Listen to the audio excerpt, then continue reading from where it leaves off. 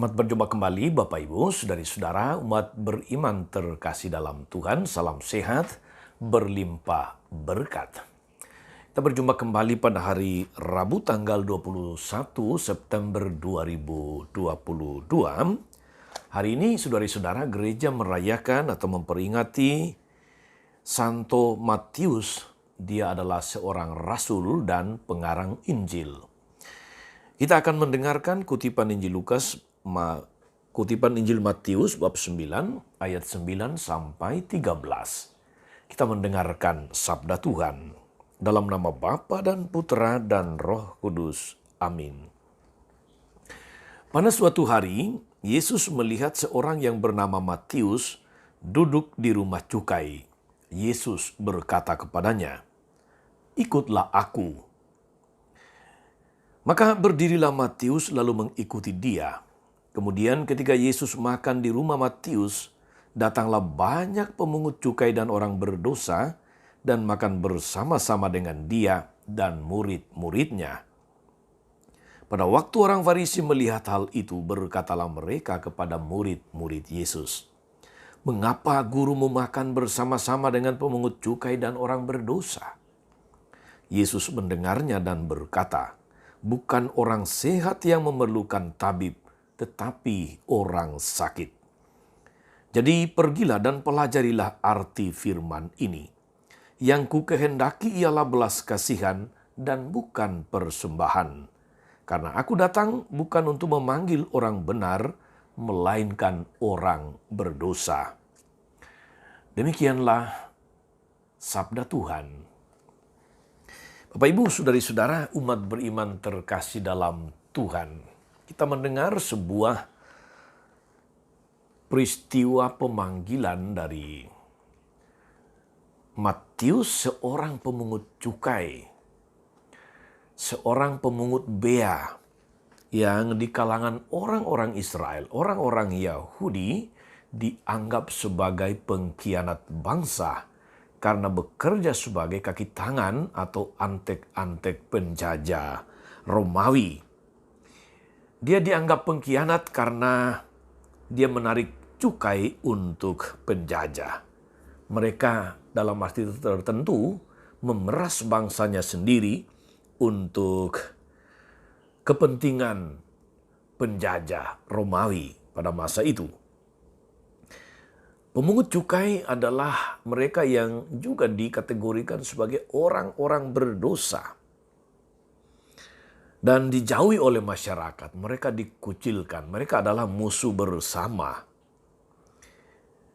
Namun saudara-saudari, kita melihat dalam kutipan Injil hari ini, Yesus justru menyapa Matius, memanggil dia untuk menjadi rasulnya, untuk mengikuti dia secara khusus, secara istimewa. Kita mendengar panggilannya sangat sederhana. Yesus berkata kepadanya, "Ikutlah aku." Dan Matius, pemungut cukai ini, bergegas mengikuti Yesus. Tidak ada penghakiman dari Yesus, tidak ada pengucilan, tidak ada vonis dan sebagainya, melainkan hanya sebuah rahmat untuk mengikut sertakan Matius dalam karya-karya Tuhan. Hanya sebuah belas kasihan menyapa dan mengajak Matius untuk mengikuti dia. Orang berdosa semodel Matius justru diperhatikan, justru dipanggil, justru mendapatkan belas kasih Allah melalui Yesus sendiri. Saudari-saudara, umat beriman terkasih dalam Tuhan, dari sini, dari peristiwa ini kita bisa melihat bahwa untuk menjadi rasul, orang-orang dekat Yesus yang dipercayakan tugas yang luhur, ternyata tidak mesti orang kudus syaratnya, tidak mesti orang saleh. Bahkan orang berdosa pun dipanggil oleh Tuhan Yesus. Contohnya adalah Santo Matius, pengarang Injil ini. Saudari-saudara, umat beriman terkasih dalam Tuhan, pengalaman-pengalaman bersama dengan Yesus, menyertai Yesus, itulah yang kemudian ditulis oleh Matius menjadi sebuah kitab yang kita baca di dalam Perjanjian Baru, di dalam Injil Matius. Dan tulisan-tulisannya itu adalah tulisan yang cukup lengkap karena dia memulai dengan katakanlah masa kecil Yesus, dimulai dengan silsilah Tuhan Yesus. Saudara-saudara, umat beriman terkasih dalam Tuhan, dalam kaitan ini lalu saya mengingat akan kata-kata Santo Agustinus yang sangat terkenal itu. Dia berkata, orang kudus punya masa lalu, orang berdosa punya masa depan. Rupanya kalimat yang kedua ini tepat juga diletakkan pada diri dari Santo Matius yang kita rayakan hari ini. Orang berdosa punya masa depan, asalkan mau terbuka akan panggilan, akan sapaan Yesus di dalam hidupnya.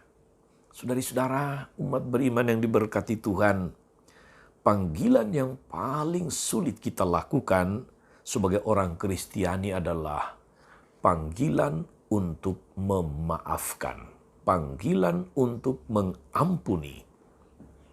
Sebab memang sebagai manusia, bahkan sebagai manusia Kristiani pun lebih mudah bagi kita untuk menyalahkan, menghakimi, memvonis orang, menyingkirkan, mengucilkan dari pergaulan, dari kebersamaan, daripada merangkul dan menyapa dengan penuh kasih. Itu kecenderungan umum. Seringkali kita merasa diri lebih baik, lebih bersih, lebih saleh, lebih layak dan pantas daripada mereka yang kita anggap berdosa. Injil hari ini saudari-saudara mengajak kita, mengingatkan kita kembali akan perlunya mengasihi sesama, perlunya menyapa mereka, perlunya menyentuh hati mereka untuk kembali ke jalan yang benar. Orang berdosa yang merasa dikasihi, yang tidak dihakimi, biasanya memang kemudian lebih mudah untuk diajak bergabung, lebih mudah untuk kembali ke jalan yang benar daripada mereka yang kemudian dihakimi, dihukum atau dikucilkan. Satu hal yang dituntut dari kita saudari-saudara adalah kita mesti memiliki sikap berbelas kasihan. Kasih yang menerima kembali. Kasih yang memaafkan. Kasih yang mau menerima kembali orang-orang berdosa. Mereka yang lebih membutuhkan kasih dan maaf dari kita daripada sebuah penghakiman, apalagi penghukuman. Sikap Yesus saudara-saudara terhadap Matius inilah yang harus kita hidupi. Kita teladani dalam hidup ini. Sikap penuh belas kasih, menyapa, menjamah hatinya, memaafkan, sehingga kemudian dia bisa terlibat dengan konsisten dan konsekuen meninggalkan praktik hidupnya pada masa lalu untuk menjadi manusia baru, pengikut Yesus yang luar biasa. Saudari-saudara, orang berdosa pun dipanggil Yesus untuk menjadi rasulnya. Apalagi kalau kita merasa sebagai orang yang sudah hidup di jalan yang benar, kita semua diteguhkan, dipanggil, dikuatkan untuk menjadi Rasul Kristus. Selamat beraktivitas, selamat melayani saudara-saudari.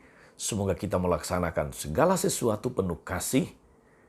Tuhan Yesus memberkati. Maria Bunda selalu menolong, setia mendoakan kita semua. Amin. Saudari-saudara sekalian, berkatalah turun atas saudari-saudara, atas mereka yang kita doakan atau kita janjikan doa. Mereka yang sakit dan menderita segala rencana, karya, dan pelayanan hari ini. Bapa dan Putra dan Roh Kudus. Amin. Tetap sehat, tetap semangat, tetaplah menjadi berkat. Jangan lupa like, subscribe, nyalakan lonceng notifikasinya. Salam 52, Tuhan memberkati.